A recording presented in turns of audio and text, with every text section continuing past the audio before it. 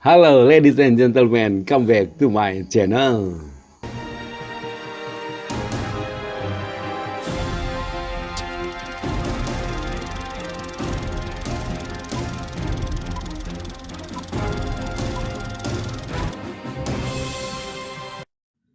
Kali ini akan mengorek alur film Basic Instinct yang rilis tahun 1992. Film ini dibintangi oleh Sharon Stone, Michael Douglas, dan Josh Gunza. Film dibuka saat detektif Nick bersama detektif Ghost sedang menginvestigasi kasus pembunuhan John Boss, seorang mantan penyanyi rock and roll. Dalam investigasi itu bermunculan praduga bahwa John Boss dibunuh oleh pembantu rumah tangga sampai praduganya ke pacarnya John Boss bernama Catherine Trammell. Catherine Trammell, 162.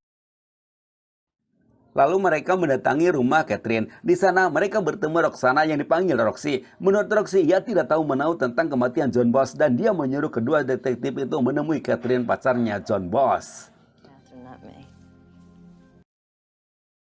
Mereka pun kemudian menuju apartemen Catherine. Tiba di sana, Catherine menjelaskan bahwa dirinya tadi malam bersama John Boss hanya sekedar minum-minum di klub. Setelah itu berpisah. John pulang, begitu juga dengan dirinya pulang ke rumah masing-masing. Bahkan dia menantang pada Nick dan Ghost bila ada surat perintah penangkapan, dia bersedia ditangkap saat itu juga. Tapi karena mereka tidak membawa surat perintah, Catherine mengusir mereka dari rumahnya.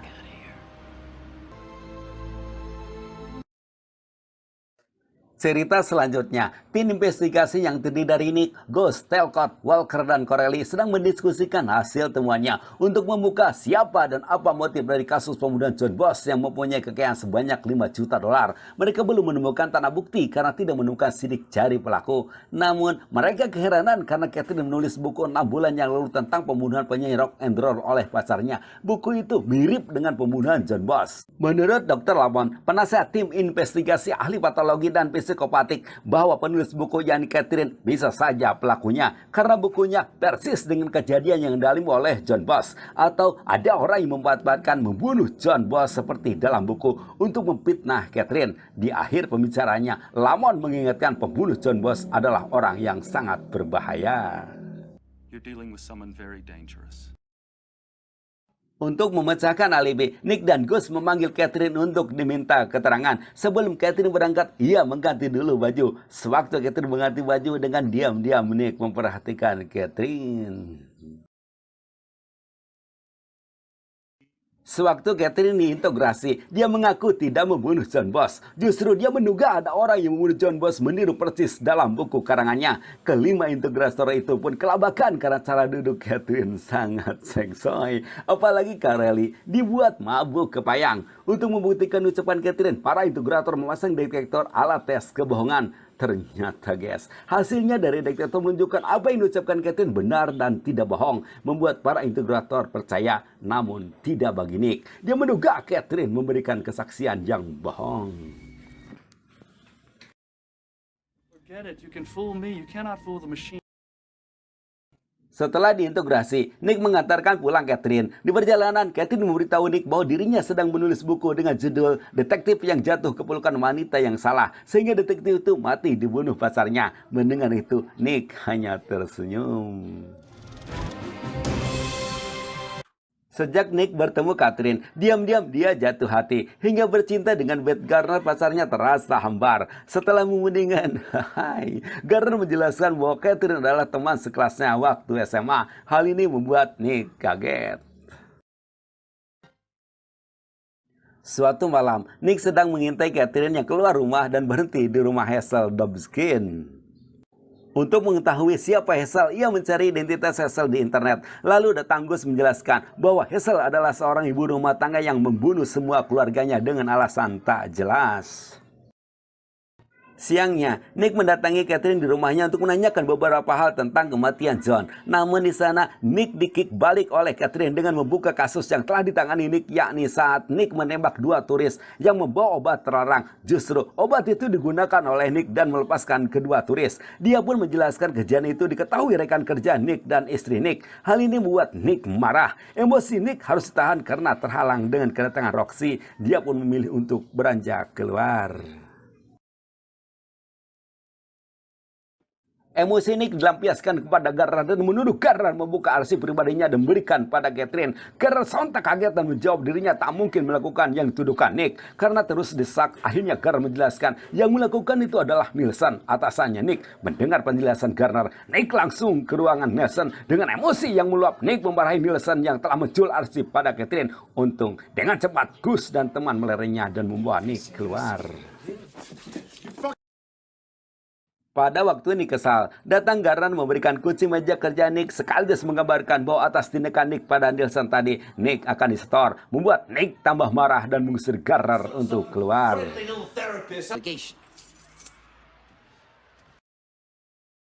Ketika Nick reda emosinya, dia ditelepon Gus untuk datang ke TKP. Tiba di sana, Nick kaget melihat Nielsen sudah berlayar. Pihak polisi menduga yang melakukannya adalah Nick, sehingga senjata Nick pun dirampasnya.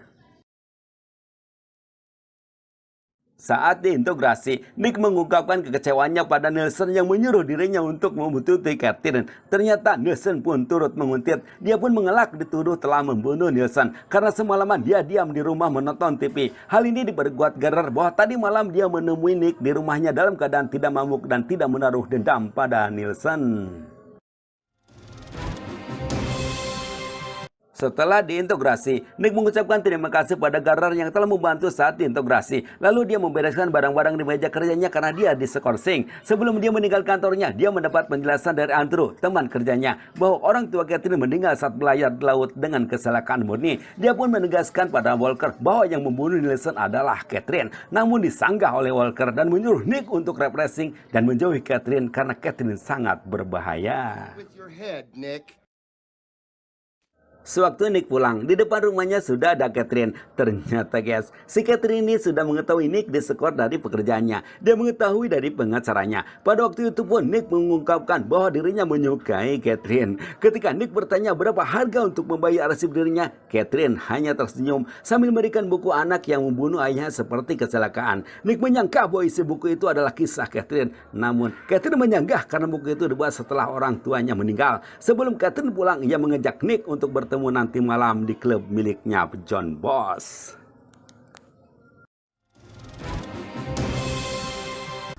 Malamnya, Nick melantai dengan Catherine diawasi oleh Roxy penuh cemburu. Lantaian mereka dilanjutkan sampai di rumah.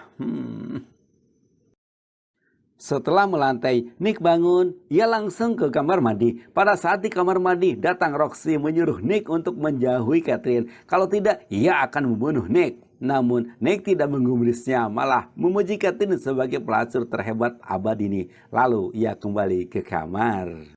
Pada malam harinya, Nick dan Gus sedang makan di resto. Gus menyampaikan temuan tim investigasi atas kematian Nielsen menemukan deposit berisi $50.000 di rekening Nielsen. Sudah 3 bulan belum diambil. Tapi Nick menyaksikan uang itu pemberian dari Catherine karena mengenal Catherine baru 2 mingguan. Ketika Nick berjalan menuju mobilnya, tiba-tiba sebuah mobil menabraknya.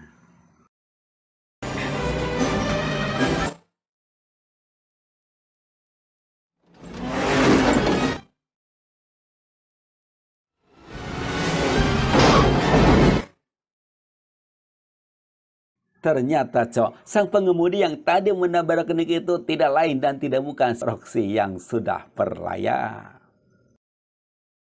Tak berapa lama kemudian, polisi berdatangan ke TKP. Seri penyalakan Nick karena Nick mengganggu mobil Roxy yang berjalan dengan kecepatan tinggi sehingga mobil Roxy terguling. Walker pun kembali mengingatkan Nick agar menjauhi Catherine dan menyuruh Nick untuk konsul ke Garner. Dr. Garner's office at 9 o'clock. Who are you guys going to sell my file to now? Full name is Roxanne Hardy. Last known address.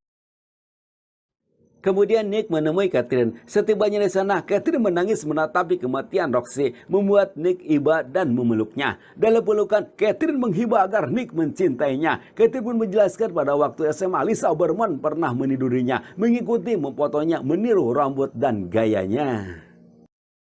Oberman. Copy my clothes. Kedekatan Nick dengan Catherine ternyata mampu merubah pola pikir Nick. Dia pun menyaksikan Catherine sebagai pelaku pembunuhan. Hal ini membuat Gus kecewa karena selama ini Nick-lah satu-satunya yang mempercayai Catherine dalang dari pembunuhan. Untuk mengetahui siapa Lisa Oberman, ia menyuruh Sam teman kerjanya untuk membuka data Lisa Oberman di internet. Ternyata guys, Lisa Oberman itu adalah teman kencannya Nick yang telah mengganti nama menjadi Dr. Garner. Dia langsung menemui Garner dan memarahi Garner yang memberikan arsip rahasia pada Catherine dan menuduh Garner sebagai pembunuh John Boss dan Nielsen. Namun Garner menyangkalnya dengan mengatakan Catherine telah memfitnahnya. Untuk menyelidiki siapa yang benar antara Garner dan Catherine, Nick mendatangi kantor polisi. Menurut keterangan petugas, dalam dokumen pada bulan Januari 1980 ada catatan tentang Lisa Oberman, namun datanya diambil oleh Nielsen. Berbekal keterangan itu, Nick menemui Gus dan membicarakan tentang arsip Garner yang diambil Nielsen. Nick menyimpulkan bahwa John Boss dibunuh Garner untuk menjebak Catherine. Karena Nielsen mengetahui, Garner pun membunuh Nielsen. Tapi Gus tak mempercayainya. Keesokan harinya, Nick mendatangi rumah sakit di mana Joseph Garner, suaminya Garner, bekerja. Menurut perawat yang ada di sana, Joseph telah meninggal 6 tahun yang lalu karena ada yang menembak. Cerita selanjutnya, Nick berada di rumah Catherine sedang memperhatikan mesin cetak. Lalu datang Catherine mengucapkan selamat tinggal karena novelnya berjudul Detektif jatuh pada pelukan wanita yang salah telah selesai. Dalam novel itu, sang detektif dibunuh oleh pacarnya dan riwayat Nick pun sama dengan cerita novel. Hal ini ditanggapi oleh Nick bahwa Catherine sedang mempermainkannya. Some kind of joke.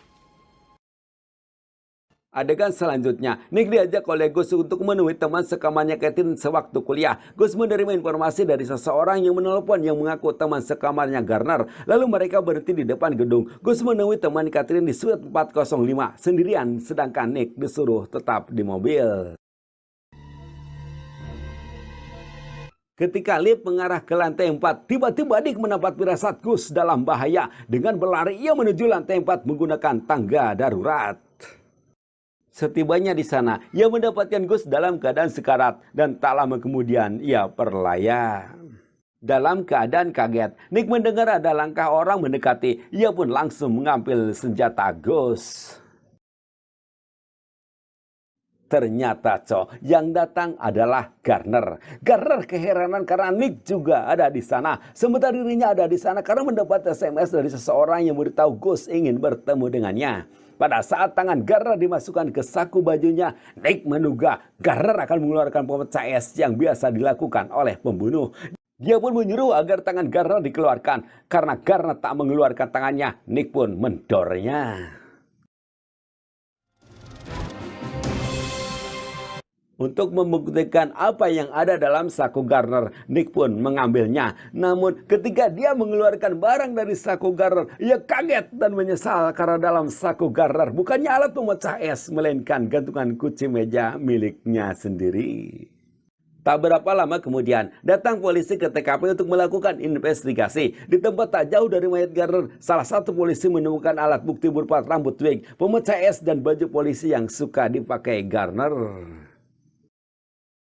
Untuk menguatkan bukti, kemudian polisi menggeledah apartemen Garner. Di sana, mereka menemukan kembali alat bukti berupa senjata yang digunakan untuk membunuh Nielsen dan 2 buah novel karangan Catherine, serta foto Catherine bersama pria yang pernah jadi pacarnya Catherine. Dengan bukti-bukti tersebut, penyidik menyimpulkan pelaku pembunuhan selama ini dilakukan oleh Garner. Penyidik yang lain pun menggambarkan bahwa di sana tidak ada suite 405 dan teman sekemarin Catherine sudah meninggal 2 tahun yang lalu karena leukemia.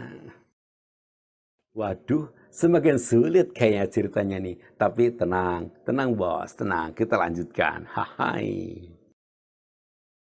Setelah selesai menginvestigasi, Nick pulang ke rumah. Di sana sudah ada Catherine yang menjelaskan bahwa dirinya sudah tahu kejadian Gus dan Garner meninggal dari berita di televisi. Ia pun menjelaskan bahwa dirinya tak mau lagi menyayangi Nick karena selama ini orang yang disayangi selalu ada yang membunuh dan ia tak mau kehilangan Nick. Tapi adegan selanjutnya malah mereka memundingan. Sewaktu mereka selesai memundingan, kita baru tahu bahwa pembunuh sebenarnya adalah Catherine. Dan film pun tamat. Itulah sahabat, alur cerita film Basic Instinct. Semoga dapat terhibur. Cheerio, bye-bye.